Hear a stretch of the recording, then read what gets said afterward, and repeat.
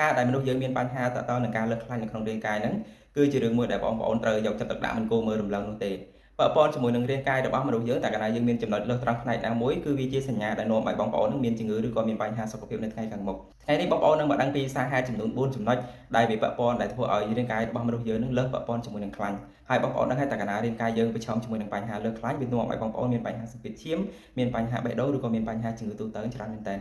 สาเหตุที่មួយដែលបង្កឲ្យមនុស្សយើងមានបញ្ហាប៉ះពាល់ជាមួយនឹងការលើសខ្លាញ់គឺការដែលយើងញ៉ាំអាហារមិនបានត្រឹមត្រូវការដែលមនុស្សយើងញ៉ាំអាហារឈាមឆាវបំពងឬក៏ប្រភេទអាហារកែច្នៃ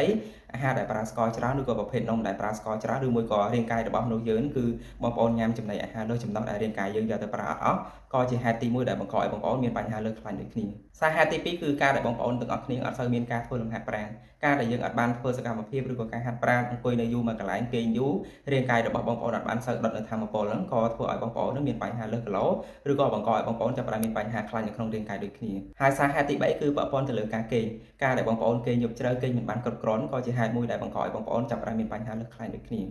ហើយសារហេតុទី4ចុងក្រោយគឺពាក់ព័ន្ធជាមួយនឹងអារម្មណ៍ក៏ដូចជាប្រព័ន្ធផ្លូវចិត្តមនុស្សដែលមានបញ្ហា stress toxic ទឹកច្រើនក៏វាបង្កឲ្យបងប្អូនមានបញ្ហាតទៅនឹងការលើសខ្លាញ់នៅក្នុងរាងកាយដូចគ្នាសម្រាប់បងប្អូនដែលមើលវីដេអូនេះដល់ចប់កុំភ្លេចជួយចុច share ចែករំលែកវីដេអូនេះម្នាក់មួយផងហើយបងប្អូនអរគ្នាបើសិនជាស្រឡាញ់រាងកាយស្រឡាញ់សុខភាពមួយនេះក៏មកឧស្សាហ៍ធ្វើរឿងទាំង4នេះព្រោះវានាំឲ្យបងប្អូនមានបញ្ហាលើសខ្លាញ់ត្រង់រាងកាយនៅចំណុចណាមួយ